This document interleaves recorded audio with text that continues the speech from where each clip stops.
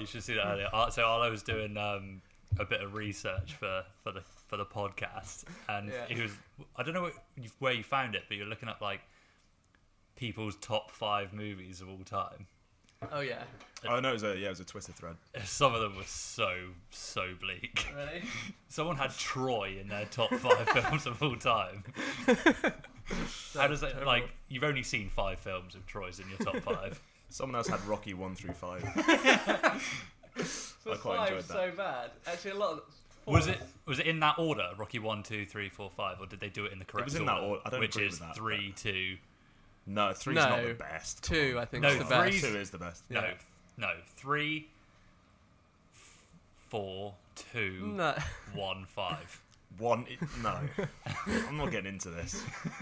1 is not the 4th best Rocky film. 1 is the only one that won an Oscar. That doesn't necessarily mean it's the best, but Jesus. No. 3's the best. It's not the best. Because you got Mickey's death, you got Mr. T, you got the whole like going to train with Apollo. Eye of the Tiger. Oh, that one's just. So sorry. Now it's the best one because it has the best theme tune, which isn't even true. Don't they all have the same theme tune? No. Flying High is High, the. Oh, not theme tune, but like training montage song. No, it's well 80s in Rocky 4, isn't it? Because it's Eye of the Tiger in. Oh no, Eye of the Tiger's at the start. Maybe, I don't know. I can't remember what the montage. I remember the montage for number 4. What, Hearts on Fire? That is an absolute tune. He's lifting, he's got the wood, the logs, and he's just like frog squatting in the snow.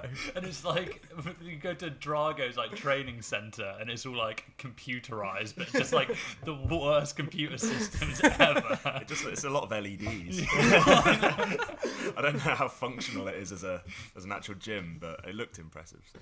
Right, should we start? Yeah. Hello and welcome to episode number 2 of Slate Six, or the Slate Six. Like Zuckerberg, no the. Okay. Get rid of the. Get rid of the. Welcome back. Thanks for listening. I want to say thank you to everyone who listened to our first episode, which we've had some really nice feedback. I had 2 messages that were not so nice. One I can't repeat because it's very explicit, and the other one just said, "What a waste of time that'll be." Really? Yeah. Oh. That was from Dan Ware. Oh, I don't care. Yeah. Who's Dan Ware? It's a friend, not a friend of the podcast. This guy, and he's the Slate Six nemesis. Nemesis, along with Dave. With Dave Guy, yeah. And I want to say thanks to Ben, who gave me a crash course in Adobe Premiere to do the YouTube. Oh, nice. And I mean, it's really simple, but yeah. Thanks, Ben. Yeah, it's just Cheers, to drop Ben. down. So, my name's Andrew. To my right again is Joe. Hey. And to my left is Arlo. Hey there. And this week we're going to talk about the rise of the biopic, or just the biopic in general.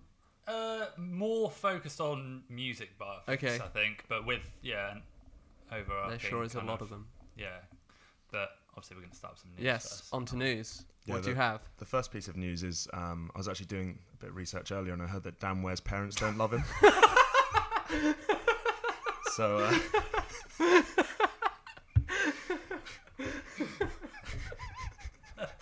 That's bleak.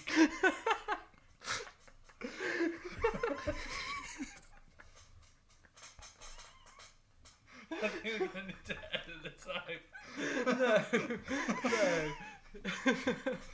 No. That really tickled me. I think I need to have a little break. A little cry. Wow. Okay.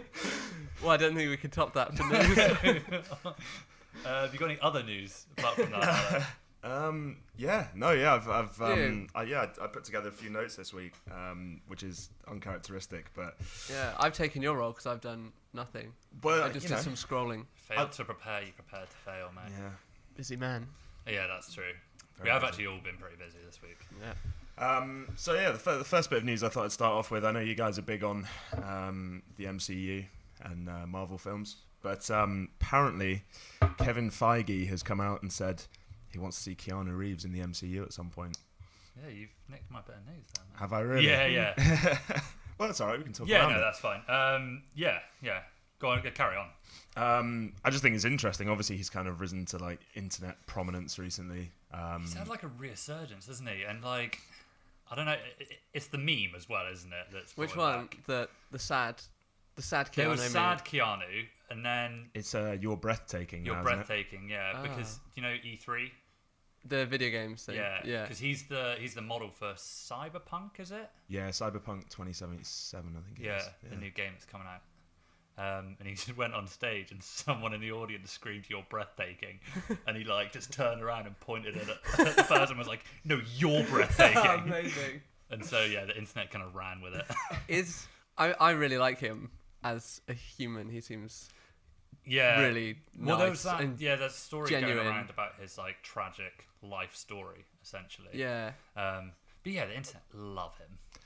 Yeah, the amount of memes that have been going around of him recently, it's clearly not doing his career any harm. But is he a good actor though? So my dad has said one thing about Keanu Reeves since the first film I saw him in, which was, I don't know if you've seen Bill and Ted. Yeah, love it. Which is awesome. Like, such a big fan of that film. My dad said he's still the same actor in every other film that he's ever been in. He never ever kind of graduated from Bill and Ted. It's like Point Break, same character. Amazing. He's His yeah, name. no, he's not that much. Not really a talented actor as such, but he's got a role that he can play very, very well. Like I thought he was amazing in The Matrix. What's the film that he does a really bad English accent? Oh, Not Johnny Mnemonic. Is he English in that? Is it Dracula? I think it it is Dracula. a Dracula Is film. it Dracula? Yeah. Oh, Yeah. God. But like all three of the John Wicks. Well, I haven't Really? seen the third one yet. 'Cause Okay, it's not I've out, seen 1 is and it? 2. Is it out? John Wick 3, Yeah. I think it's out. Oh yeah, it was in cinemas months ago. But yeah, I think my favourite film he's in is, what do you call it? Speed. Much Ado About Nothing. So he's Much Ado About Nothing. He's in a version of Much Ado About Nothing with Brian Blessed, Emma Thompson, and Kenneth Branagh. I think it's like Wow. How have I never seen this? It's the most eclectic mix of actors you'll ever see. It's really I odd. can't stand Brian Blessed. He's not bad in it. He kind of fits into Shakespearean. He just winds me up as a person. I think. He's climbed Everest like 3 times. Oh, Has he? well done. Yeah. Did he shout from the top? I don't know. I wasn't there. But yeah, I think he played Benedict. Oh no. So Kenneth Branagh played Benedict. He played Claudio. All right. Yeah. Yeah, I think Keanu should stick to what he is good at, and not try and branch out too much. But I really like him in a lot of roles. Who do you think he'll be in the MCU? Well, so basically, from what I've read of the meeting, it's been very much like a Kevin Feige and Keanu sat down with a few others, I imagine, creative directors and such, and basically talked about all of the upcoming Marvel films. Like, they haven't got him in with a role in mind or anything like that. From what I understand, they're very much just kind of like talking about the future of the MCU with him, and if there would be a way to get him involved in it. People that I've read have started saying possibly Adam Warlock. Yeah, It could be. he's like God-man, right? Well, yeah, I mean, he kind of showed up in Guardians 2. But yeah, it could be. I mean, would you want to see him as a villain or a superhero? You can't have Keanu as a villain. Yeah. Exactly. Yeah. He's got to be a superhero. I don't know who you'd have him as either. I think where I read this news, there was kind of, they discussed where you'd want to see him placed as well. And someone mentioned the whole kind of Taika Waititi, who directed Thor Ragnarok, and have him in like a jokey role, like the Jeff Goldblum role in that film. That could be fun. No, I can't see them wasting him like that though. I think if he joins the MCU, it's going to be a big role. But he's quite old though, isn't he? He's in his 55? Yeah. 50, 54, 55. And how old's Robert Downey Jr.? Same age, roughly. Is he? Question. I no imagine. idea. it'd be the Because same age. I was just thinking how much. Yeah, but Keanu Reeves hasn't aged since he was 20 years old. True. So, I mean... Yeah, I guess. Maybe he's immortal. Maybe he is the Dracula.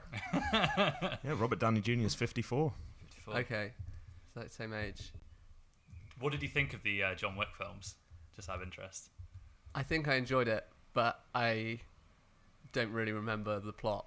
but I remember it being entertaining. I remember reading the plot before seeing the film and just being like, okay, someone kills his dog and he goes on a murderous rampage. This sounds stupid.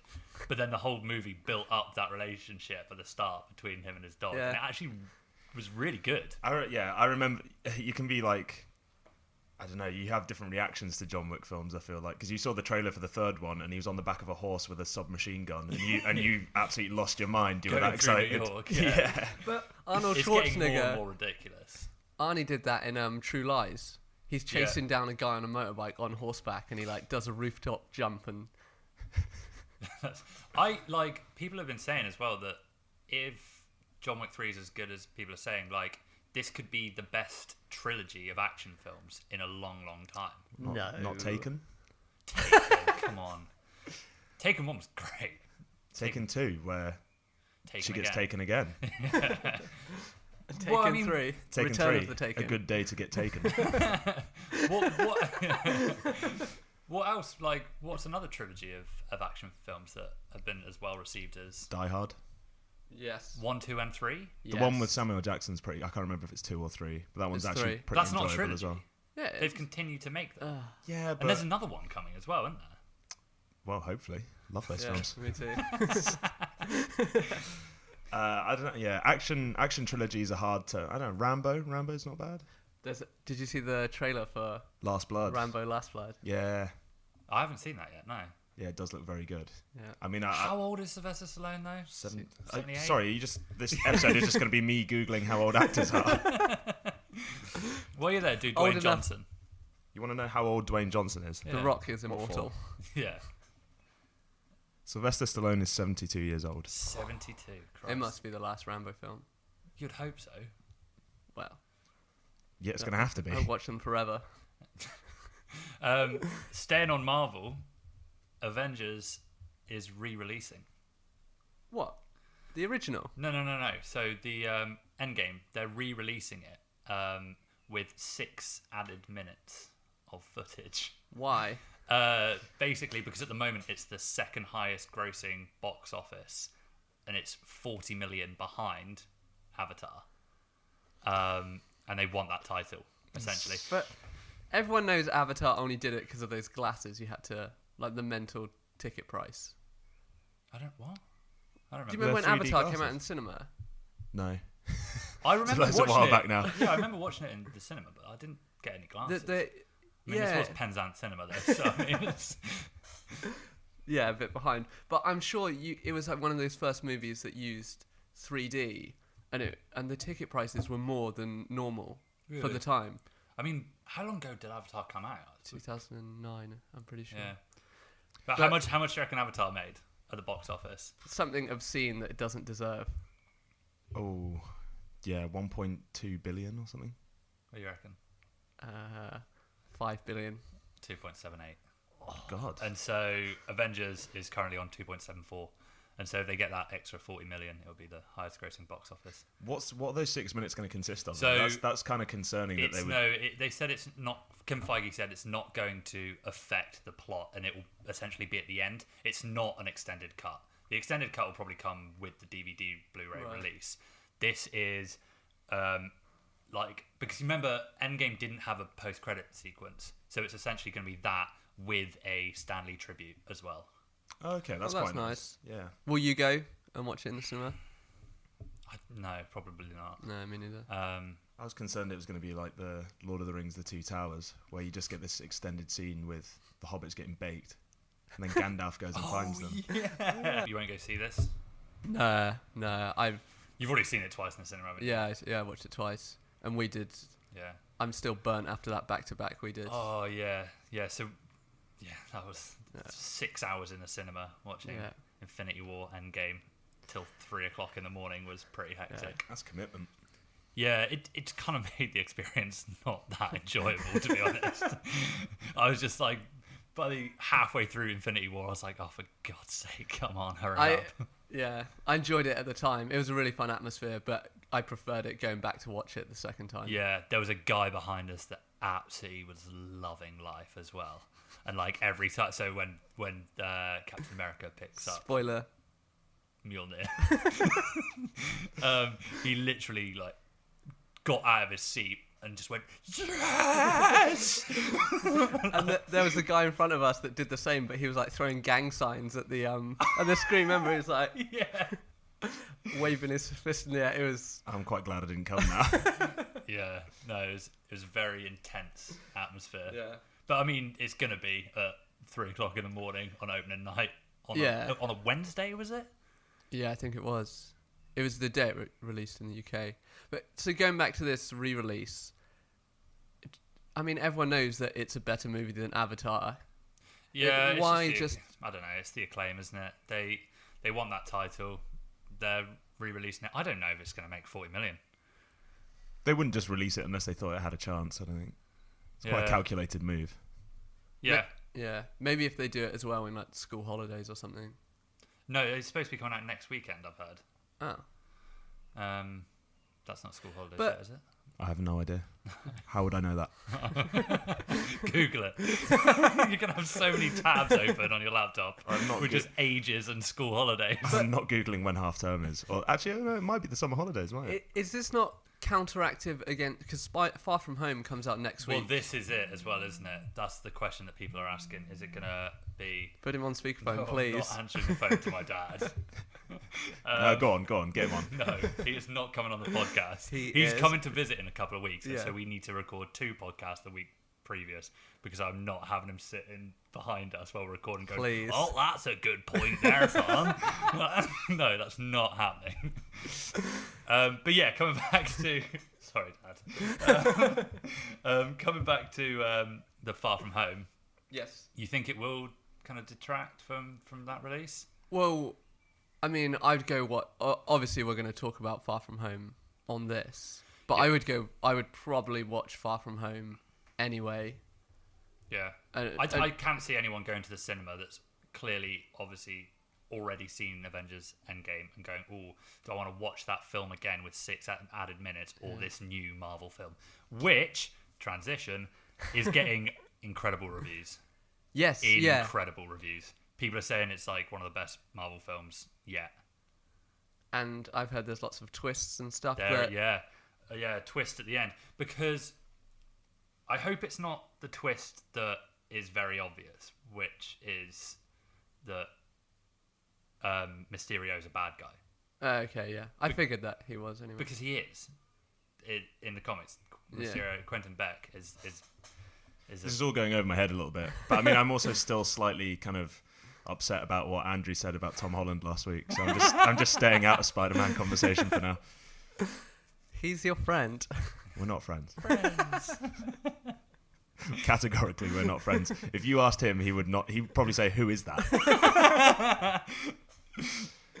Yeah. Well. No, yeah, it's apparently it's got a shocking ending. That's what people have been saying. They can't give anything more away without spoiling it. But Okay. Well, we know from Tom Holland that there is a third one in the works already. He signed on for 3 Spider-Man films. he told you. he dropped that before the first one came out. He was like, yeah, filming the first one when he was on like Jimmy Fallon or something. So how much of a twist can it be? Oh, is there going to be a Spider-Man? Yeah, there is. No, I don't think it'll be there's gonna that. be one. I think potentially we might be getting some more multiverse because there's a twist in the film, but I've also heard that there's a twist in the like after credit sequence. I thought Mysterio was introducing the multiverse to an extent. Anyway. Yeah, it is. So he's coming from an alternate dimension. Dimension, is that the right word? Yeah. It's not timeline. Yeah. Yeah, dimension, reality. Reality. No, dimension. I don't know. They're really specific about these words when they talk about them. But so apparently, yes, people are saying as well that because Spider-Man 2, Sam Raimi Spider-Man 2 has been known as like the best Spider-Man. Is that Dr. Octopus? Yes. Yeah. That is a really good movie. The Tobey Maguire Spider-Man. Yeah, people say that's the best Spider-Man film. What's the theme tune to that? It's called Hero, isn't it? I can't remember who it's by. I don't think it is. It's by Chad Kroger and Chad Kroger. That's it. And like, not Nickelback. Not Nickelback. But he's the singer of Nickelback, right? Yeah, he is. But And him weirdly with a different band. A friend of mine's aunt married Chad Kroger, so his step uncle is Chad Kroger. That's pretty tenuous. My step uncle is Chad Kroger. Is he saying that in the playground? You even know who my step uncle is. Who's your step uncle?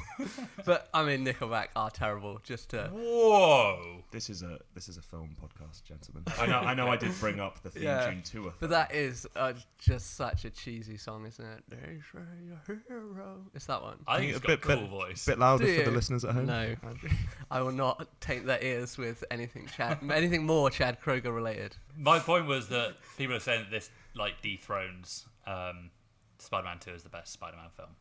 Live Spider-Man film, because I don't think that's that hard. I did like Spider-Man 2 when I was a kid when I saw it, but I don't think it's like... Really? No, it's amazing. It's alright. Yes, it's definitely the best out of the three with Tobey Maguire. It's not saying much, because the third one is probably one of the worst superhero films to have ever existed. And the first one... you just get too much origin, don't you, at the beginning? Yeah. And then you get the Amazing Spider-Man as well. Andrew Garfield. Those two films. Best hair, though. Best hair. Best Spider-Man hair. I think he's too good looking to be Spider-Man. But, the best Spider-Man film, I reckon, is Into the Spider-Verse. Yes. I've not seen it. It's really good.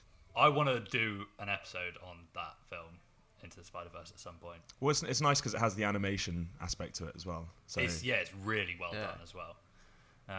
But yeah, so that's my Spider-Man news. That's kind of just circling back to what we talked about last week. That's one of those things where you do a superhero film, but you have this different... You go down a different road with it, or you use a different genre to try and make it stand out. So they obviously animation's been used a lot with superhero films, and especially kind of animated series. We were talking about the X-Men one last week, but Batman the animated series. Yeah, but there's not been a standalone animated superhero film until that, has there? I could be completely wrong. Incredibles was... Lego Batman.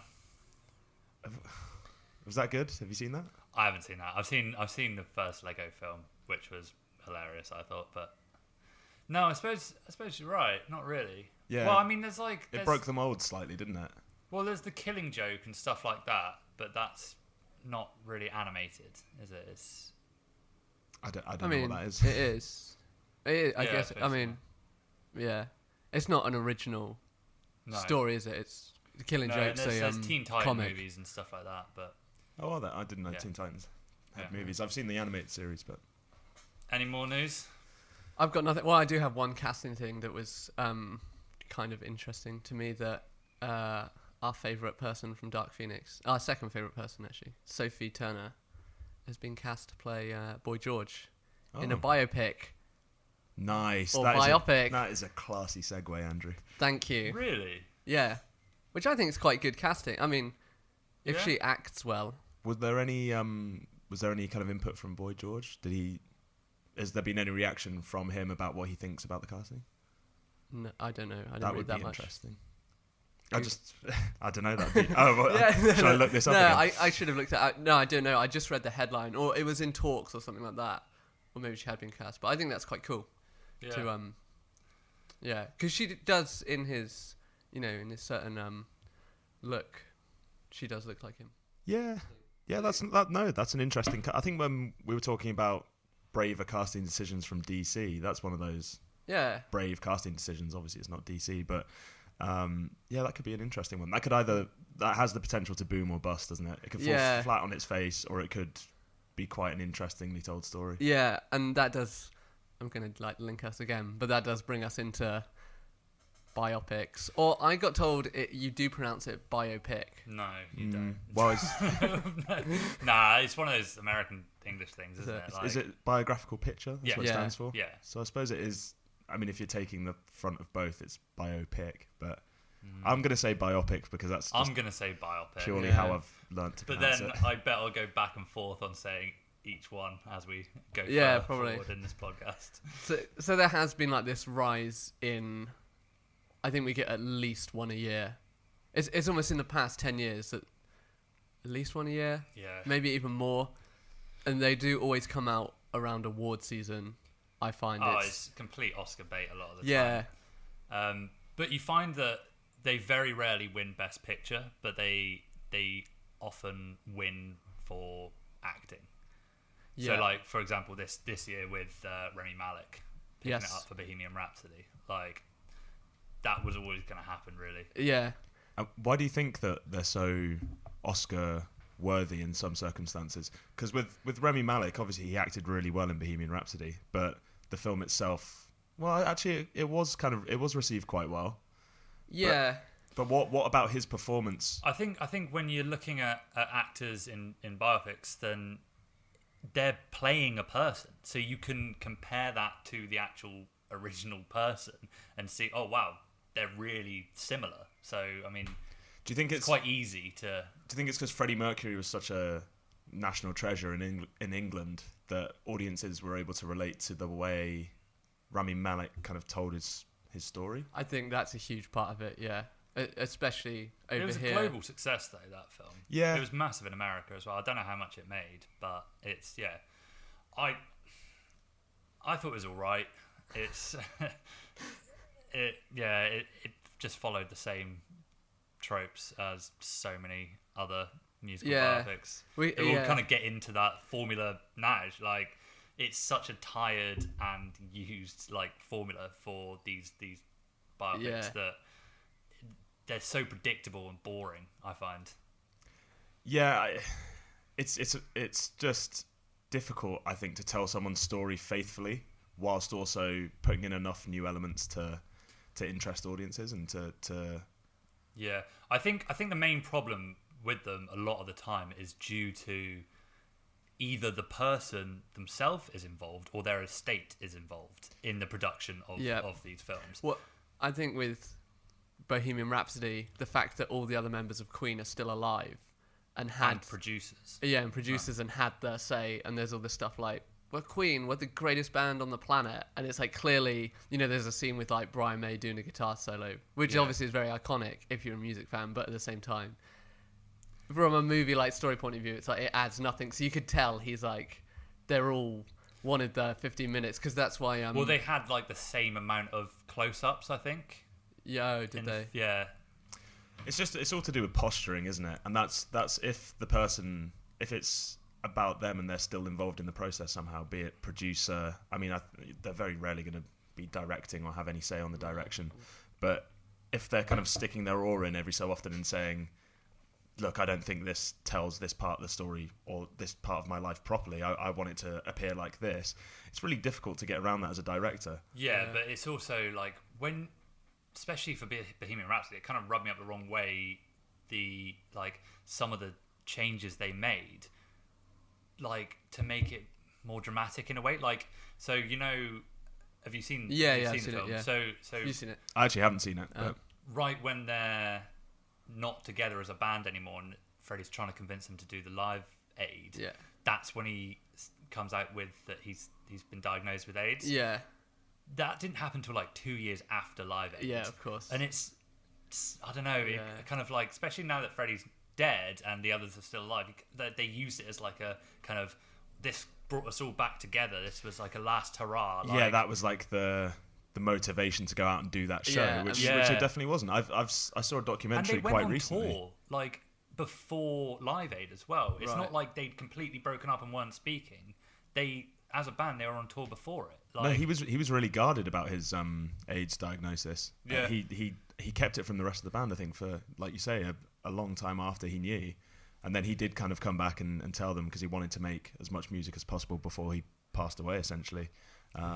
It's just creative decisions like that, I think, can be considered quite disrespectful some of the time. Well, it's just inaccurate, isn't it? It's inaccurate storytelling. It doesn't... But again, this is the point. Does that make a biopic more watchable and more enjoyable for the kind of average film goer, or should we be? I mean, like clearly in this instance, we're all slightly annoyed that was told. Well, it was just not true. Yeah, and a similar kind of thing happens in Straight Outta Compton as well. Have you seen that? Yes. Yeah. Where, well, of course you're gonna get like. A slight like leaning towards favouring some members of the band and not the like Eazy-E like dies like like 6 minutes after his diagnosis in that film. Yeah. And but that's what happens when Ice Cube's a producer and his son is cast as him. Like, that is good casting. I mean, obviously that's good casting. But, yeah. But it's so easy for you to look at that casting and be like, that's nepotism and that's not going to work, because that was the first film he ever acted in as well. Oh, was it? Yeah, so the production on that film was delayed because I can't remember his name, something O'Shea. Yeah. Had to... John O'Shea. Not John O'Shea. He essentially went to acting school. Keanu Reeves went to acting school. Yeah, he had to go to acting school, which delayed the whole release of the film. Well, delayed the whole production of the film. But when you look back retrospectively, you look back at it, and it's a great choice. He's great in that film. He's really good. Yeah, and these films usually they do get the casting like spot on. Yeah. Whatever the movie. Do you know it was originally in Bohemian Rhapsody? It was originally supposed to be Sacha Baron Cohen. Well, I was going to bring this up when you're talking about interference, and that's why he left, I think. Because he had a dispute with Brian May, I think. Yeah. He wanted a more gritty, kind of more probably true to the story. I think so. Movie, and that's not what Queen wanted to produce. Look, what they made was a very enjoyable watch, but I think you can't really call it a biopic in that sense, really. Like, it's supposed to be about someone's life, and they've changed so much of it. Yeah. Well, I wanted to bring this up too. What does count as a biopic? Because there's movies like Captain Phillips, Sully. Have you seen those ones? Yeah, I've seen both. Captain Phillips. Both Tom Hanks. Yeah, both Tom Hanks. Yeah. Or like Frost versus Nixon. Yeah, Captain really Phillips. Which one did you say you hadn't seen? Sully. Yeah, I haven't seen Sully. It's the guy that landed the plane on the Hudson River. It was like just after 9/11. Right. Charlie Sullenberger, I think it is. But that, I mean, because those are just events in someone's life. It's not their whole life. Yeah. But does that count? Well, that's what I think the problem with a lot of biopics is that their time period is too large. They, instead of just trying to tell one story, they're trying to usually tell the complete story of someone's life in between 90 minutes and 2 hours usually, and it's too much content to cover. It is difficult. You have to often you cover that person's childhood, because that shapes the person they are so much. It's almost unavoidable. You have to delve into that part of their life at least slightly. But I mean, but a lot of them get the main focus of the story wrong. Like, have you seen Ray?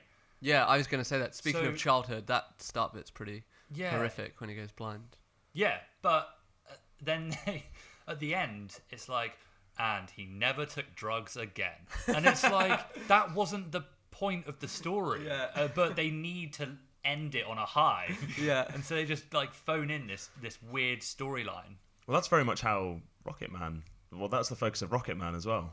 Is it? Yeah, is that he has this awful drug problem which spirals out of control. And then the end is, and he never took drugs again. Yeah, but that's fine because the whole story was about him taking drugs, right? Yeah. Whereas so that's it's consistent. not the case in Ray. It's like about his life. And then they're like, oh no, like... Well, he's still alive. We need to end it on a high. Yeah. Well, they do always need to do that, don't they? They have to find a good like point to end on a high. All these kind of biopics. I mean, usually it's like with the music one. The basic format starts with just before they go on stage at like a big performance. Yep. Cuts to black. And then it goes back to their childhood where there's like some like either their parents left or maybe like a sibling died or something like that, and then it like they start like playing the piano or guitar or something, then they get discovered, and then there's the instantly famous. It's like struggle to cope with fame. Yeah, meltdown. Meltdown. Yeah, so it's almost like this curve, isn't it? Yeah. So it's childhood, finding the instrument that they really like playing, or like whether it's singing, whatever it is, they find their release and go through this cathartic experience.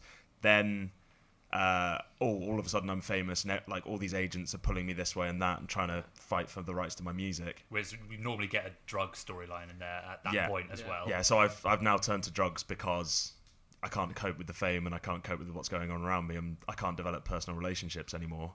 Then the meltdown, then The redemption.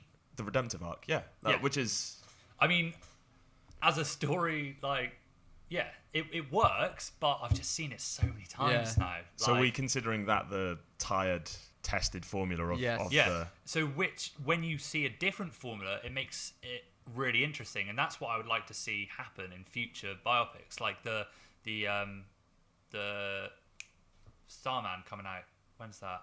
What, they're doing a Bowie one? They're doing a Bowie one, yeah. I heard they want... I mean, I only saw this on Twitter, Edgar Wright's Twitter, but he shared a tweet where someone said Tilda Swinton to play Bowie. That's a really good shout. Yeah. That's a great cut. That would be brilliant. That'd be Wouldn't really it be amazing? good. Yeah. But I think, like, they need to do something different. Like, focus on a small part of their life. Like... Well, Tilda Swinton's got that great look. The cheekbones. The ginger hair, the cheekbones, she would... And I think Bowie would really like that casting as well. Do you know? Yeah. It's so easy to say, isn't it? Like, because I knew him so well. We were really good friends. David. Yeah, But I think he did break the mold, and he liked things that went against the grain, and he would really enjoy Tilda Swinton telling the story of his life. But his son doesn't want the movie to be made. Duncan Jones. Yeah. He won a BAFTA, didn't he, recently? I think so. He Last did couple of years. Moon. If you've seen it was that. for Moon. It was Yeah. for Moon. Oh, yeah. really? That movie's insane. It's so good. Yeah. But what was I going to say? Oh yeah, about Bowie. So if we took your formula,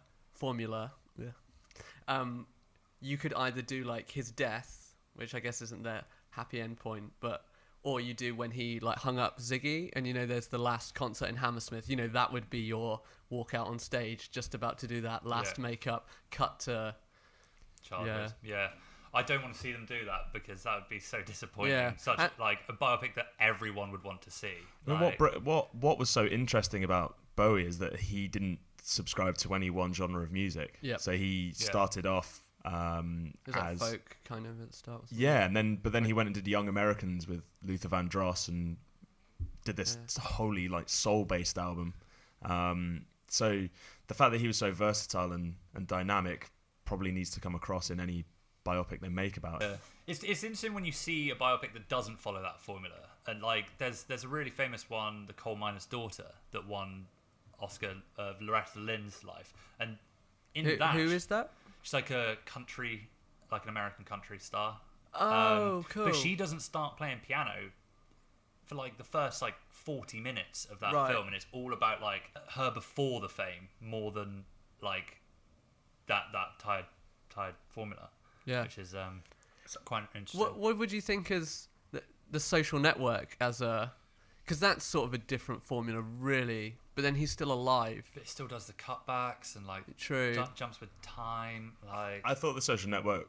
I think it worked really well in terms of he was slightly warped. It was a warped version of Mark Zuckerberg, or what we're led to believe is a warped version of him, because he came out and neglected the film and said it was untruthful portrayal of his life to date. But the whole... I can't remember Andrew Garfield's character's name in that, but he utilises this whole story around animal cruelty that he supposedly committed to get into this exclusive club at Harvard. Oh, yeah. To basically defame his character and massively dilute his shares. And he's basically just portrayed as this manipulative kind of juggernaut of the tech industry who will stop at nothing to get what he wants. And Jesse Eisenberg's great in that. He's really good. The way he gets across the kind of nerdy nature of him, but also calculating and cutting with the way he talks to people as well. Yeah, it's good. I watched a really good YouTube video from Lessons from the Screenplay, I think the channel's called. And it's about the Social Network and David Fincher with... I wrote down his name. It's Aaron something. Is the guy who wrote the screenplay and like all the dialogue, and it's like them two. The combination of those two like really made it work. Maybe that's why it feels like a different formula. Yeah, it's a bit more like snappier, isn't it? Yeah, it's that level of dramatization though, isn't it? Like I don't think much of that actually happened, and there were a lot more nights at home coding than what actually they portrayed. Well, you don't get any of there's no childhood mentioning, I don't think, in that film. You don't get any scene where he's a kid. They're at university in the opening scenes, and I think the most interesting part of that film is his relationship that breaks down at the start of the film. Yes. And then at the end of the film, you have him interacting with Rashida Jones, who's one of the lawyers sat in on the meeting, and he goes on to Facebook and finds her and adds her as a friend and just keeps refreshing the page, which is a bit creepy. But what's your favourite biopic? I have interest. That's a great question. Braveheart. Braveheart. No, I'm joking. I mean, Raging Bull gets the number one spot in a lot of this, I think. Scorsese just is. I mean, it's iconic. Yeah, he knows how to do a biopic right as well, I think, because that doesn't follow any kind of formula, does it? No. That's a really difficult question to have asked. Yeah, that's really hard because it's. I guess should have talked about this beforehand. Yeah. Well, it brings back to like what's a biopic, because I don't know. I really like the movie JFK, but I mean, it's not really a bio. It's kind of more of a biopic about Jim Garrison, right? Who was, the attorney that was the only person to take anyone to court over the JFK conspiracy, quote unquote. Yeah. So it's. I really like that movie. I mean, it's 3 hours. It's a lot of talking. Yeah. But it's like, does it count because you don't know, because it's based on a whole conspiracy theory? Right. It could all be false.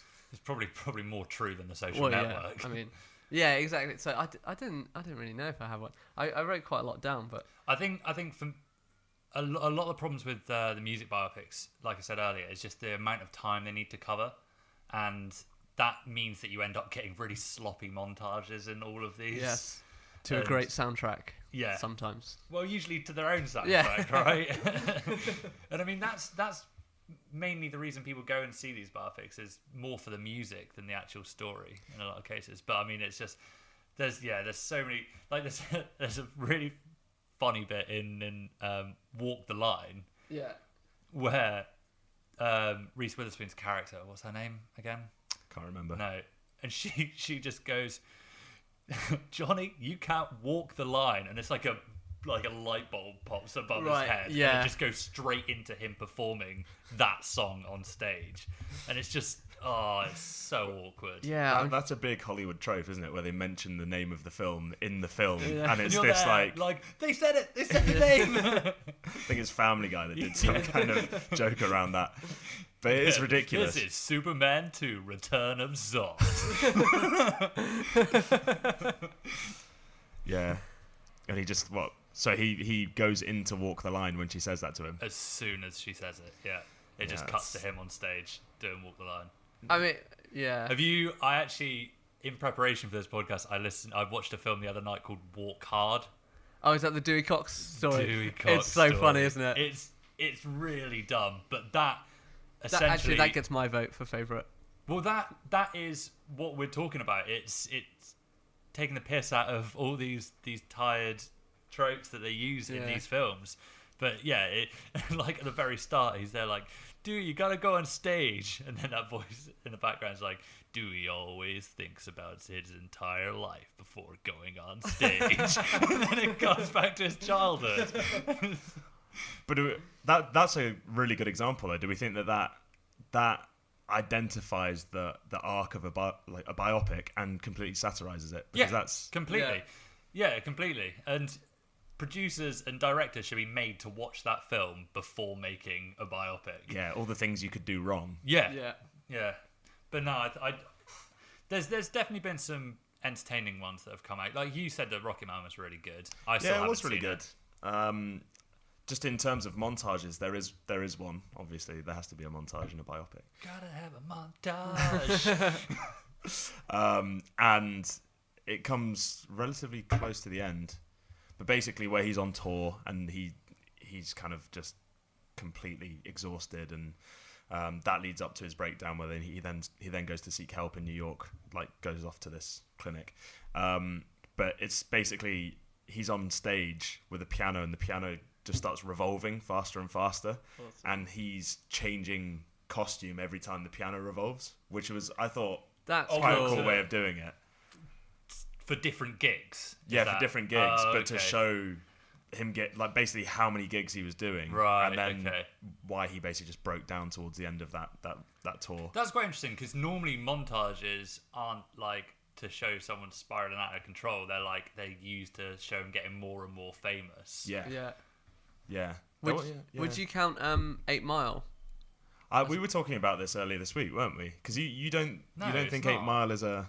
I think it's autobiography, which is basically where it is someone's life, but kind of told through the guise of another character. Is that the case? Is it? Well, you don't think B Rabbit is similar to... I mean, he did grow up in the sticks in like Detroit, isn't it? Yeah. I assumed it was. Yeah. But it would be weird if you. I mean, I guess. That's one of those where he would have been embarrassed if it was like, this is Marshall Mathers. Like, he'd be like, he didn't want it to come across as. But it would be quite self-serving to play yourself, wouldn't it?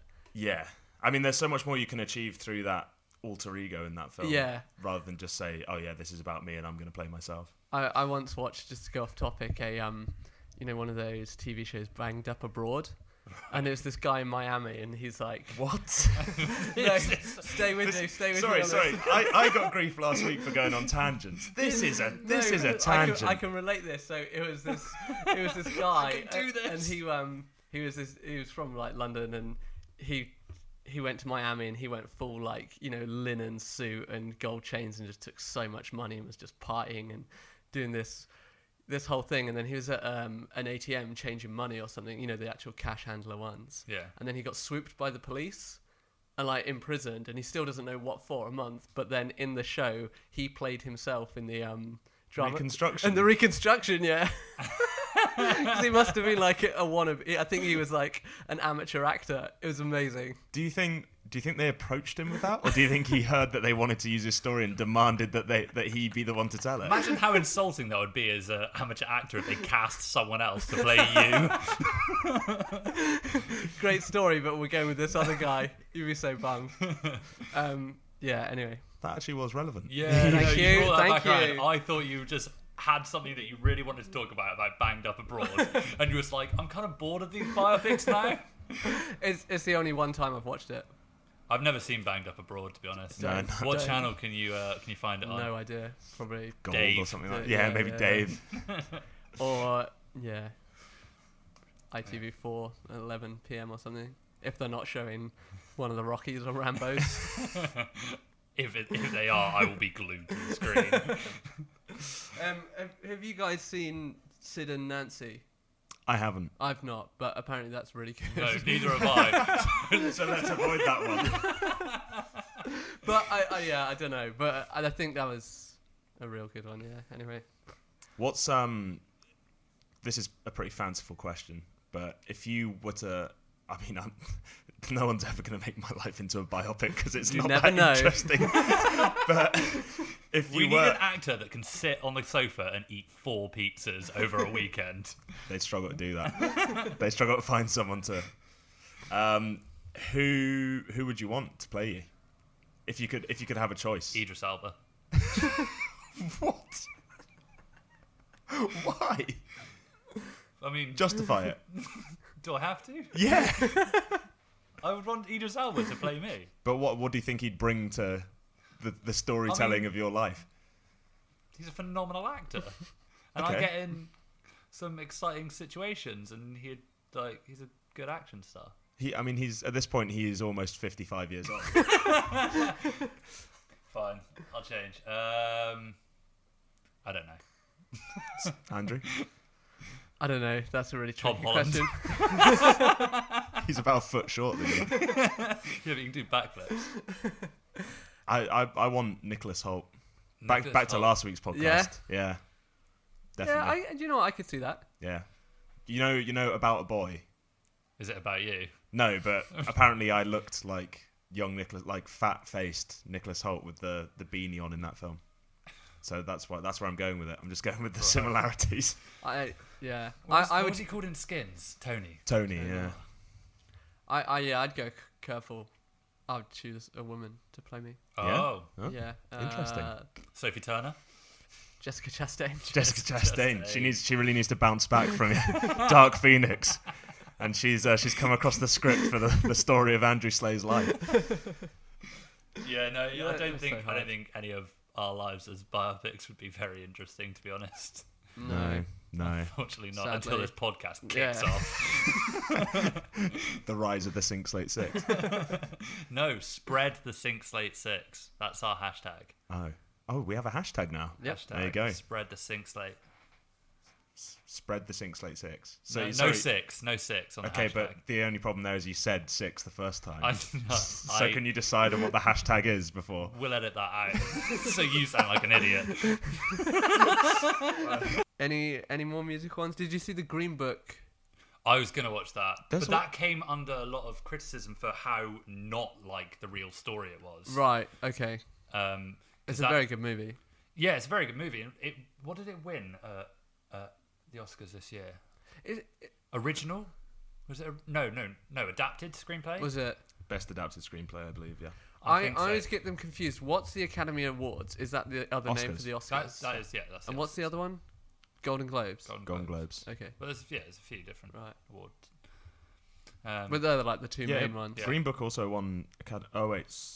No, it won Best Picture. Yes. Yeah, it did. Yeah.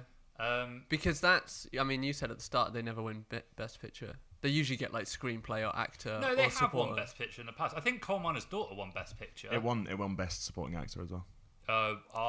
Mahershala Ali. Yes, he's amazing though. Yeah, he's great. He's pretty good. I remember watching Luke Cage last year and being really annoyed that they killed him off like 6 episodes in. Yeah, that was a real weird left turn, wasn't it? He was a great villain. Yeah, they built him up to be the main villain, and they're just like, nah, too expensive for us. Get rid of him. Viggo Mortensen's amazing in that.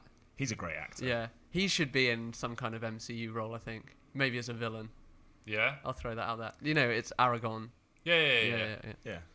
Yeah, but that came under like massive criticism just before the Oscars this year because of how unlike the real story it was. But do you think it has to? Do you think a biopic has to be unlike the real story to be successful? Do you think it has to take twists and turns away from its most people, original source material? Even extraordinary people like Freddie Mercury and Elton John, and like there's a lot of like mundaneness about their lives as well. Mundaneness, is that a word? Mundanity. Yeah. Don't look it up. Don't look it up. But no, what I'm saying is like, yeah, of course they're gonna like artistic license. They're going to make it more interesting, and by doing that, you do move further from the reality of the situation. But it's a really narrow margin. I think you've got to stay in, or it just becomes farcical and not true to the story anymore. And that's like you were saying earlier. Where is that cutting point of, is this a biopic or is this just like a movie, fictional reenactment almost? Yeah. All Eyes on Me, great biopic. Is that Notorious? Another one. Tupac and Biggie. Yeah. They are both terrible films.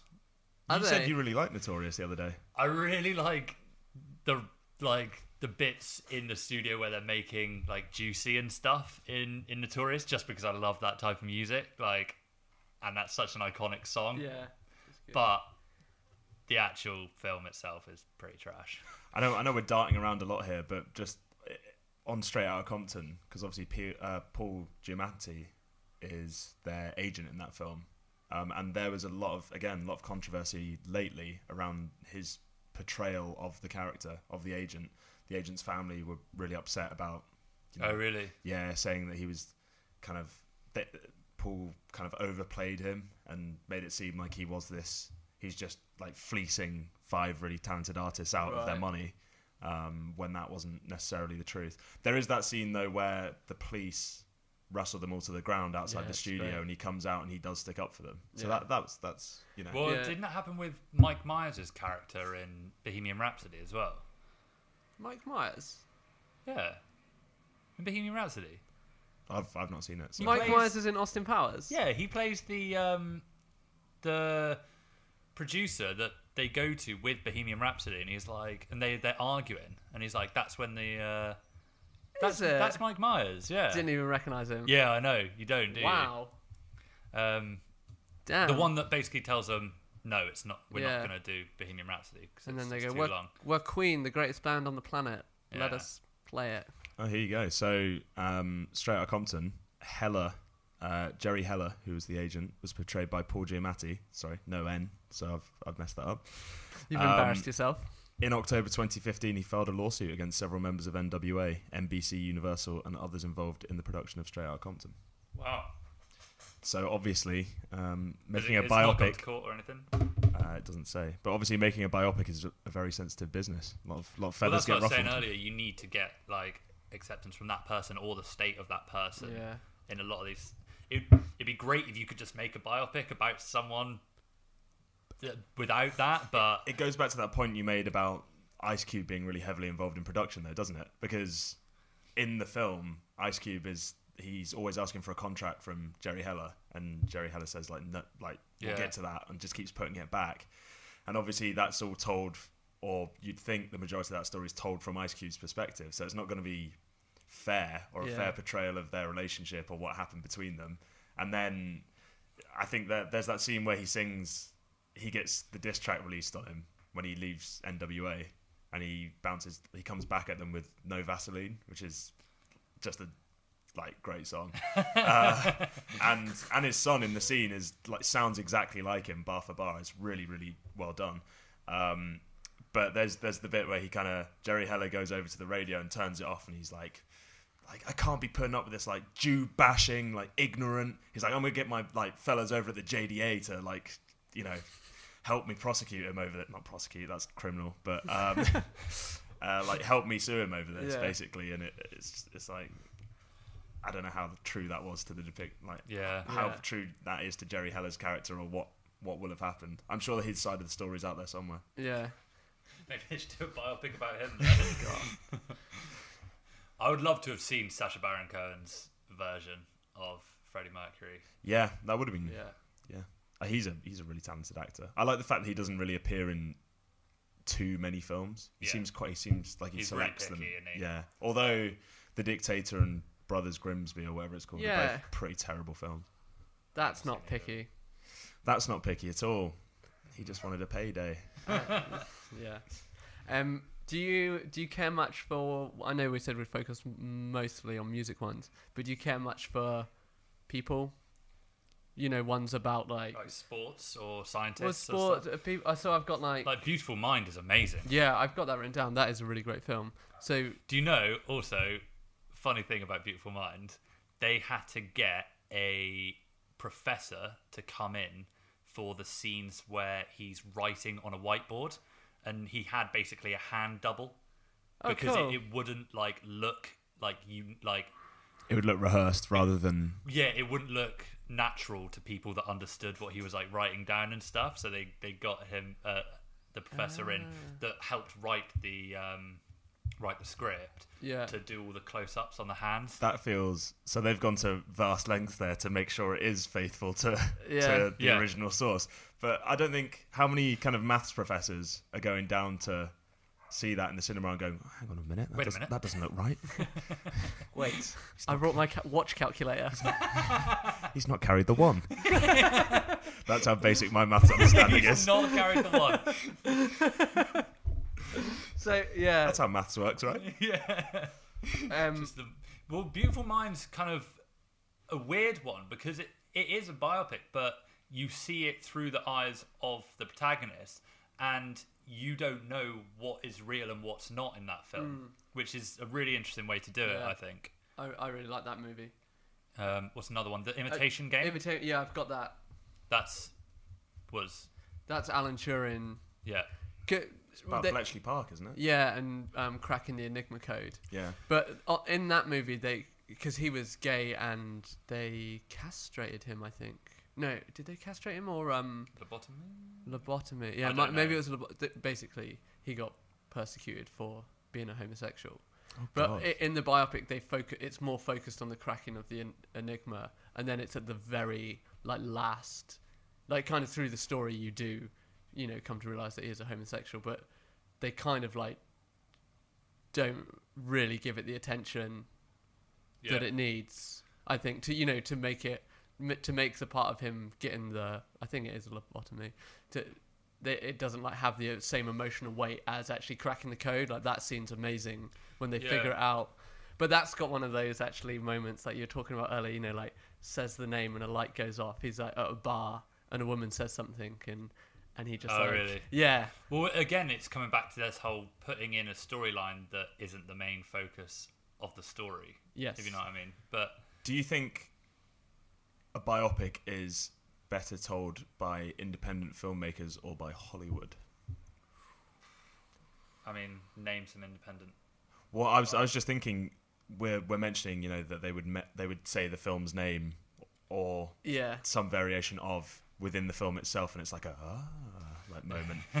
But if it's independent film, you're not going to have that Hollywood kind of trope or cliche making it into the picture. I think you still do get those tropes and cliches though, because it's such like just pervades modern day cinema. It's such a winning formula, isn't it? Like you will get bums on seats at the cinema if you come out with a biopic of someone that the general public is interested in. So actually, I do have a really good example of that. So Bronson, I don't know if you've seen Bronson with Tom Hardy, which is directed by Nicholas Winding Refn, which is I think that's his second film. He also did Drive and Only God Forgives, things like that. But that's apparently Tom Hardy went to see Charles Bronson in prison to get his blessing to be able to play the character. This is a question. If they're incarcerated, do you have to get their permission? I think they still... No, I think you do. I think they still own the rights to their story. I don't know if they can profit off it, though. Right. Yeah, I don't know. Yeah, it's like when you're in jail in Monopoly. Yeah. You can't collect rent off your houses. Do not pass go. Yeah. It's based on true events, Monopoly, right? Yeah, a shoe can be a landlord. Chance. But yeah, that's probably a good example of an independent film that maybe avoids the tropes of Hollywood biopics. And that is actually really good. Yeah, it's amazing. That down, yeah. There's that the scene in the mental institution, or where he's kind of drugged up. They're basically sedating him because he's meant to be Britain's most violent prisoner, and they've come to the end of their like tether with him, and they take him out of prison because he enjoys it too much and put him into this mental institute where they just drug him up. And is it Pet Shop Boys? There's a Pet Shop Boys song that comes on, and like everyone's just like wildly dancing in the middle of this hall, and he's just like drooling all over himself. And that's a great film. I've seen that quite a few times. I actually think that is probably better than most of these Hollywood ones. Like thinking about it now, I'm kind of on the side of get indie. I don't know if it's just because of the Bronson character, but thinking about that, actually, yeah, that is phenomenal. Well, it doesn't have to subscribe to certain censors or things like that either. It has a full frontal scene in it. Yeah. Like with Tom Hardy, where he's just greasing himself up and getting ready to fight all these police officers. I forgot about that fight scene. That is amazing, isn't it? Yeah, it's really good. It's just so slippery. And there's also the bit where, well, actually, just like the swearing throughout. There's like multiple C-bombs. I would say I'd be more interested in seeing a biopic about someone like that than a music star these days. Yeah. Well, it's surprising there's not more like, especially with like the whole fascination with the criminal system at the moment, like Making a Murderer, that documentary that came out. Like, it's surprising you're not seeing more biopics, like dramatization, actual films of these people, rather than, so we're getting lots of documentaries. But, well, there's the Bundy one we got recently, wasn't there? But that's a documentary. There's Extremely Wicked with Zac Efron. Yeah. I forgot that's just come out, isn't it? Yeah. So maybe that is going to mark the rise of kind of true crime biopics as well, because they made My Friend Dahmer, which is a comic book. Yeah, I heard that was really bad. Jeffrey Dahmer. Did it get bad reviews? I think it got quite bad reviews. Yeah, but it's a really good comic. That's an interesting story. Yeah, so it's this guy who was in the same school year as Jeffrey Dahmer, and they kind of knew him. Like sometimes he was kind of the weird kid that sometimes he'd be in their social circle, but obviously he was doing really messed up. Yeah. He was left alone on as a kid quite a lot. And didn't you used to watch Texas Chainsaw Massacre over no, and over? I don't know if he did that, but basically he would like catch animals and like cut them open and stuff, and like that. Apparently, that is like the first telltale sign when a kid's doing that they're going to be that there's something abnormal about them, and that they you should get them under. I do feel, I mean, just on a tangent on that, I do feel with that story that he was failed a lot by the education system of that era and his parents. I think if you'd maybe given him a bit more attention. Well, what's really interesting about him is I think he killed his first person. Well, the first man he killed, he was 18. Yes. And living at this home that his father owned, but his father was never around. And it was a hitchhiker, so it was kind of just like everything lined up perfectly for him to be able to enact what he wanted to do. But then I don't think he killed his second victim until 12 years later. So really? Yeah. So there like you say, there was that big window where someone could have intervened. Yeah, but no one ever did. But also, have you seen Zodiac? No. Because that's kind of in this realm of. So the Zodiac killer was a serial killer in the 70s, and that is a really good movie. But it's like how much of it is fact, how much is fiction? Because they never caught the Zodiac killer, and it's alluded to at the end. But right. That's really good. That's got. I think is Robert Downey Jr. in that too. Is he the reporter? I have no idea. And Jake idea. Gyllenhaal's in it. Really? Yeah, it's a really good movie. I'd recommend it. Yeah. Anyone listening and yourselves. What about sports biopics? What do you think about those? Just brief. Just want to stay on true crime for a little bit longer. Okay. But I was just thinking because I remember someone telling me recently that there's one coming out with Margot Robbie in it as Eileen Wuornos, who's basically thought to be one of the first ever female serial killers in America. Interesting. Have you seen I, Tonya with Margot Robbie? No, is that about ice skating? Yeah, it's amazing. That I would say that's kind of a biopic, whichever we're going with. That's incredible. She was Nancy Kerrigan's rival in like the Olympic ice skating, and she's sort of trailer trash. I don't know if that's the right term, but who is amazing at ice skating and like rises. She's got this like badass attitude in the ice skating world. It's an amazing film, and it's got Sebastian Stan as her boyfriend. I'd really recommend that. Yeah. So I recommend a lot of films. Yeah, I am. Well, now, my brain's getting going. I didn't do much preparation, but now I'm thinking about it. But I think that was a more independent film too, and it's more of like it's not necessarily like a nice story like Bronson. So I feel those ones, that don't have to have that, this is how they became the person they are and the happy ending. I feel like they work better for me. Absolutely, yeah. Just focus on one aspect of someone's life with a biopic. You don't need to tell the entire story from birth to death or to where they are now. And they always end with like a freeze frame, usually like jumping in the air, freeze frame with like some white text over the top, like they sold out arenas around the world. Like, you're the best. But you were just saying about. Do you have any more to say on murderers? I may have just made up that Margot Robbie project. I can't find any mention of it. Hang on. I'm still having a little look through things, but maybe I've made that up. Anyway, I think you said it with such conviction. No, I was almost certain. Going back to Dahmer, for example, I think you could have told that in so many interesting ways that they probably missed the boat on. But there's an American poet called Thomson Gunn, and he wrote quite a few poems from the perspective of Jeffrey Dahmer, like killing his victims. Oh, interesting. Which is really controversial. Yeah. But you could have done something interesting there with it kind of being maybe him writing those poems as well, having like a crossover biopic. Yeah. So it delves into Tom Gunn and then back to Dahmer. That'd be really interesting. But I keep saying this until I'm blue in the face, but I always like films that subvert the kind of traditional narrative and go off piste and tell it in a, I don't know, just more controversial way. I like the sound of it, actually. I think I'm probably the same with you. I kind of align with those, and like Joe was saying, it's just way more interesting way of telling something than a kind of like beginning, middle, end Give us. Going back to that, there was the about David Foster Wallace. There was that one with Jesse Eisenberg and what's his name? Jason Segel.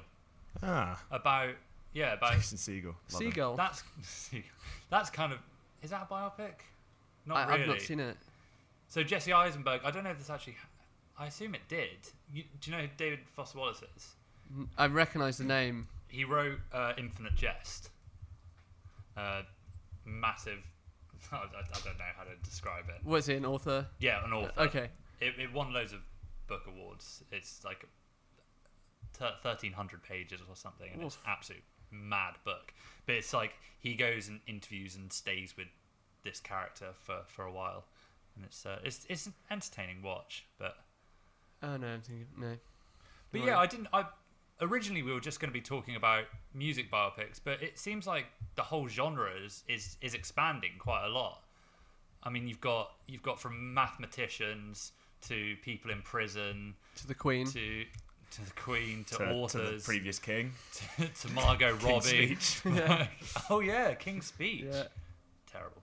And there's Didn't enjoy that. No, I hate it. I never watched it. It looked really boring. It was boring. And then you've got what's he called? You know, so you got The Big Short, and then that guy did Vice. What's that director called?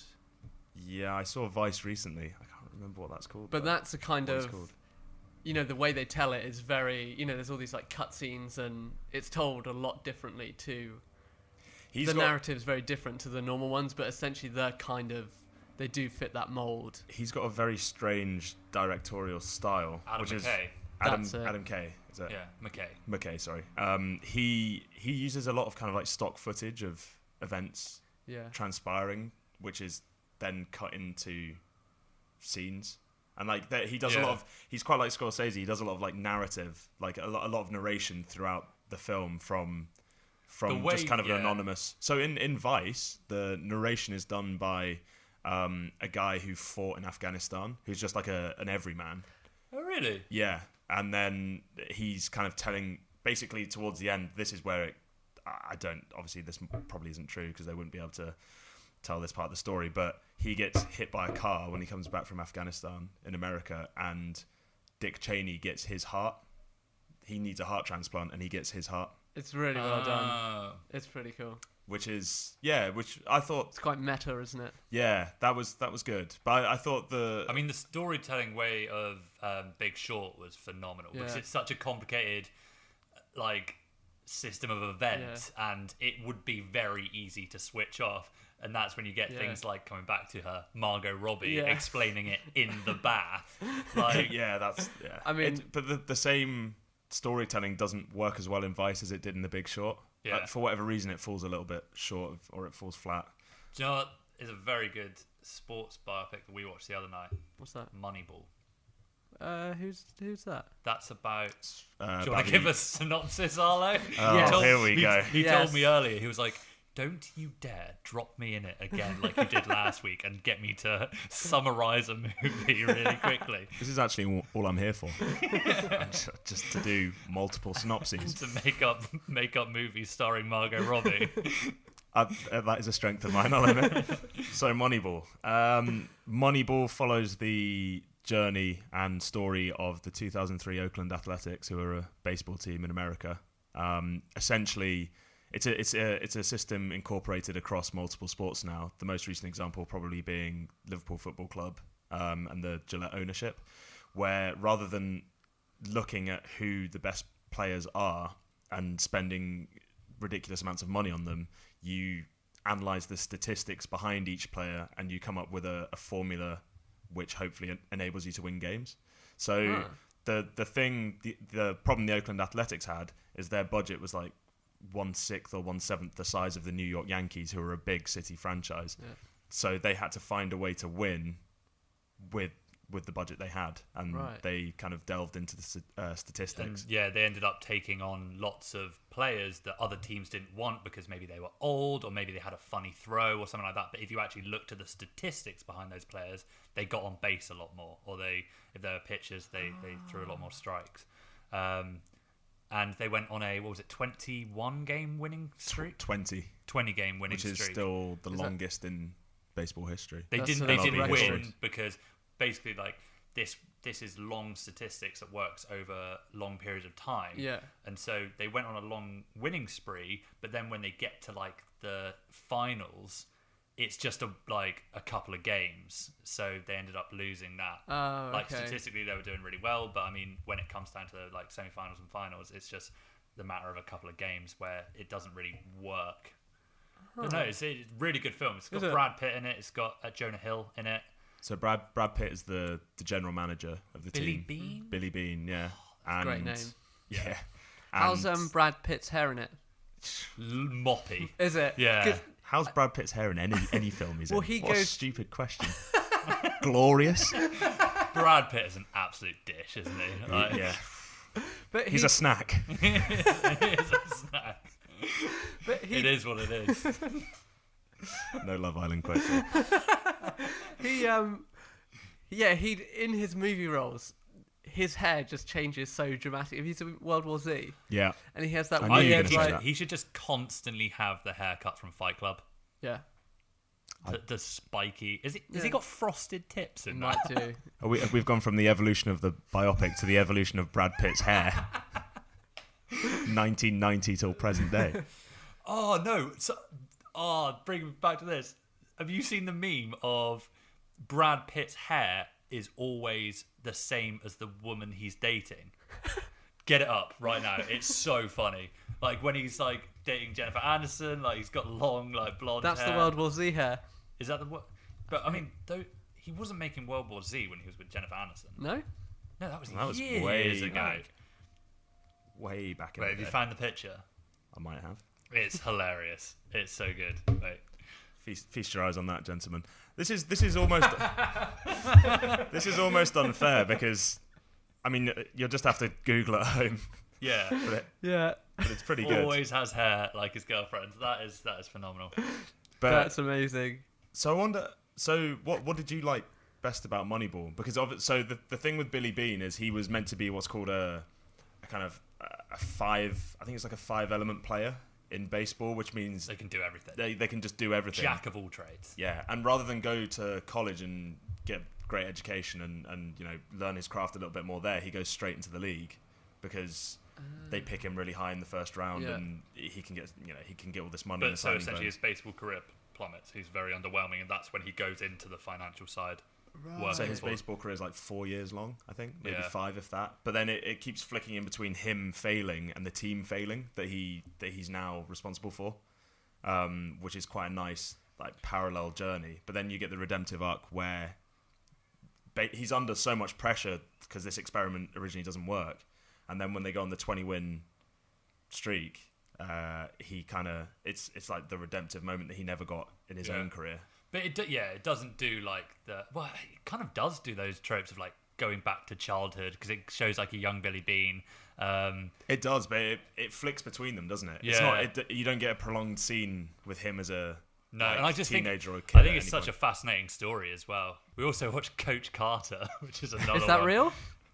Is that a real story? Yeah, it's real, isn't it? Well, I said this to you. I When you thought- said earlier this week, I didn't know whether that was a biopic or not. I don't know, to be honest. I mean, American sports isn't exactly my wheelhouse. No. Yeah, American biographical sports drama, Yeah. directed by Wow. Thomas Carter. It's based on the true story of Richmond High School basketball coach Ken Carter, who made headlines Awesome. in 1999 for suspending his undefeated high school basketball team due to poor academic results. Oh, so it's just basically that part of the story. Have you seen Invictus? Is that the rugby one? Yes, with the apartheid in South Africa. Is that, I've not seen it, but who's in I that? really Is that want Matt to. Damon? Matt Damon, It is Matt. yeah. Yeah. That's really good. No, I haven't seen that. No. I'm not a sports fan. So Yeah. maybe that's why they interest me quite a lot. Like what you just said, that sounds really interesting. Yeah, Because I know nothing I would about say, sport. I would say for me, like if you're to break up biopics Yeah. into different categories like sports, music, I'd say for me, sports would be Moneyball, Yep. or Raging Bull. No, Moneyball for me. Then for music, probably Walk the Line, but not because it's a great movie, just because I like that music the most. And then if you look at like, I don't know, Science Science and People. and People. yeah, those would be my picks for my So, top how about you? biopics. Top biopics. I don't know In if I those can. 3 categories. I don't know if I can single them out, to be honest. No, you but can't. Amadeus. I forgot about that as well. That's good. Yeah, is that meant to be as funny as it is? Because it is ridiculous. I haven't seen It's it good. in years, to be honest.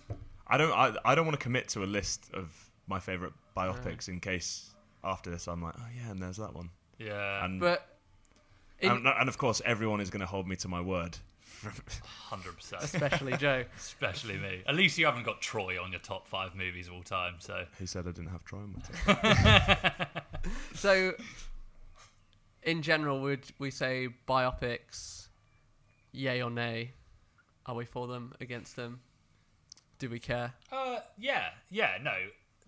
They've definitely got a place in Hollywood. A lot of the modern ones seem to be Oscar grabs, money grabs, where they haven't really thought about the subject that much, and they're just they're all a bit too samey. Yeah. But yeah, no, there's definitely some outliers out there which tend to be the better made movies. Yeah. I think the best ones tend to come from stories that haven't been like overtly told in the media before. So maybe something that didn't get that much attention at the time, but when you actually dig into it and find out the details of it, it's really, really like there are a lot of layers to it, and it's something quite complicated to tell, but that you can, I don't know, bring a fresh pair of eyes to, rather than all the kind of popular ones at the moment, like Bohemian Rhapsody, for example. I have seen the kind of final 30 minutes of that. Don't ask me why I've only seen the final 30 minutes, but there's a story there. Yeah, we're not covering that. And I really think the audience would want to know about this story, about why you've only seen the final 30 minutes. No. So my issue with the final 30 minutes, granted I haven't seen the first hour and a half. Is it something you can tell us off mic? It's not that controversial. It's not that bad. Okay, well, carry on. If Sorry. you don't Sorry want for interrupting your point there, but that mystery really grabbed me. Well, maybe my biopic would be an interesting story. It will all be centered around why I've only seen the last 30 minutes of Bohemian Rhapsody. But yeah, I thought the final scene where they play Live Aid is just a like for like of Freddie Mercury and Queen doing it. I don't understand. I don't understand the point in that. Why would you do that? Yeah, if I wanted to see that, I could go back and watch the original. Yeah, watch Freddie Mercury. Why we're now giving the best actor at the Oscars to a man who very, very accurately portrayed Freddie Mercury in that final concert, but it's almost like me getting a load of trace paper and like drawing the Mona Lisa. It just does. I don't think that's impressive, and I don't think anyone else would find that impressive either. Going a load of trays in paper. I would love to see someone doing that. Just a bit of tracing paper pinned up against the wall. Imagine how quickly security would be on you. Did you never do that as a kid? Is that just me? What, tracing paper? Well, when I was a kid, and I wasn't great at drawing when I was like 6 or 7 years old. So and this was when Pokemon was really popular. I would put tracing paper over like Pikachu and just draw it through tracing paper, and then be like, "Look how good I am." But it's on tracing paper, so people would know that you've traced it. Yeah. Okay. Yeah. But for some reason... But you would be like, look at how good at drawing I am. Yeah. And then your parents would be like, we know that's tracing paper. Yeah, pretty much. So for my biopic, we've got Pikachu tracing paper. Why I've only seen the last 30 minutes. That's the flashback. Yeah. So you're about to go... This is how your biopic starts. You're about to go into the final 30 minutes of Bohemian Rhapsody, but then you get a flashback. No. Just cuts to black. Cuts to black. Flashback to you tracing Pikachu. Yeah. And bragging about how good it is. And your parents are just like, what a little My dad's idiot. just face palming. Who would you like to see a biopic about? I was going to ask this too, sort of to end on. Yeah. Theresa May. Oh God. Goes like flashback to her at dancing school, just like doing the robot walk on up against the ballet bar. Well, I mean, we're not going political on this podcast. Let's not No, go political. I wasn't making it political. It's just, it's but funny. nothing would happen on that. I mean, What you could kind of have this intertextual nature with, Gladiator, where she's running through the fields of wheat, just both hands outstretched, and then her parents just losing their minds about how naughty she is. Get back in the house, Teresa. I would want to see. I think actually what Arlo said not so long ago about those stories that don't have that much attention now, right? Those kind of weirder, quirky things. Yeah, that's what interests me. So I don't actually know what you want to see. Yeah, what I want to see, but something like that grabs my attention more. Your answer is, I don't know. The answer is, I'm on the fence. I'd love to see a David Attenborough biopic. Like that would be cool. Narrated by David Attenborough. Then I'd watch it. No, that's way too meta.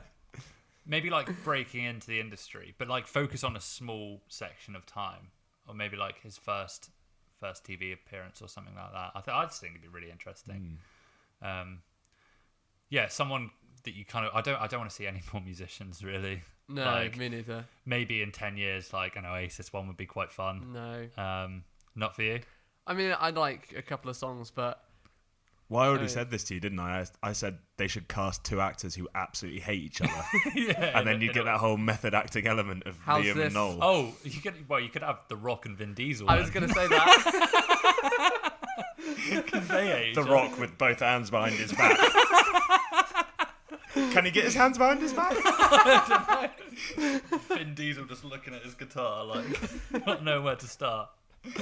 Okay, that I want to see that now. Vin Diesel can't be in that because there wouldn't be a quip. There wouldn't be a pun he could use. Have you heard his one out of I can't remember which Fast and Furious it is. He's like probably 12 or something. He's like, that's the thing with a street fight. The street always fights back. And it's just like that doesn't mean anything, Vin. No, the best one's in Triple X, where he's got the heat-seeking missile and the guy's smoking, and it hits him, and he goes, "I told him smoking would kill him." It's just like... That's quite a good one. Amazing. I think we need to have a marathon one day of just all the Fast and Furious films. Yeah. Oh, Should God. we do We could do a Fast and Furious episode. Are we going to do Shaws and Hobbs? It could be. Are we going to go see that, are we? No, I don't think I can. What could be great about the Fast and Furious episode is that we can only make it like 10 minutes long. But you have to get through all of the films in 10 minutes. 10 minutes, a minute per film. You have to do the synopsis on all that. Oh, God, it's just me talking for 10 minutes. Oh, no. How many times would you use the word family in that? You've got, just to finish up on biopics, is there anyone you want to see? Put me on the spot. Yeah, I'm undecided. It's a really tough one. I'd probably like to see something. I'm a big sports fan, as you know. So I'm not sure if there is one, but maybe something around. So one of the original greats of American football passed away a couple of weeks ago. He's called Bart Starr. Mm-hmm. Basically won Super Bowl I and Super Bowl II as the quarterback for the Green Bay Packers. So I'd really like to see something done around his life. I think he was basically like the first modern day quarterback. Like, not just running the coach's plays, but contributing himself as well, and having like that intelligence aspect to go against the coach's orders, basically. But yeah, he would. Yeah, I think that'd be interesting. Yeah, sounds good. Yeah. So Attenborough, Bart Starr. Undecided. Yeah, on the fence as always. I'll think of some story and be like, that'd be really good. Yeah. Yeah, but yeah, more like. Right. Moving forward. Yeah. What do we? Toy Story 4 next week. So I was just looking at what's actually on in the cinema at the moment as well. You've got so Toy Story 4, Men in Black International. We said we didn't really want to see that. No one does. No, it's got trash reviews as well. Aladdin. Not that interested. No. I kind of want to see Lion King when it comes out though. Out of all the remakes, that would be the one that I'd be definitely interested in. But that, I mean, obviously we were so young when the original animated version came out that seems like a no-brainer for us to do. Yeah, but so that's the same thing with Aladdin, but I don't feel the need to go see that. Maybe it's just because of Will Smith's I don't know. Yeah. What else is John coming Wick 3. John Wick 3. Oh, yeah, so it hasn't come out yet. So it is. No, it is out. Oh, it's out now? Yeah. Oh, right. I think Toy Story 4 next week. Toy Story 4 next week, and then Far From Home shouldn't be too long That'll after probably that. have to be the week after, I think. Yeah. Let's get some feedback, though. Far from something I want to talk about. Yeah, but I think, well, now we have a Gmail. Yeah. If anyone has any questions, recommendations, trash to talk on us, Yeah. we're syncslate6@gmail.com. We are going to be at syncslate6 on Twitter. Yep.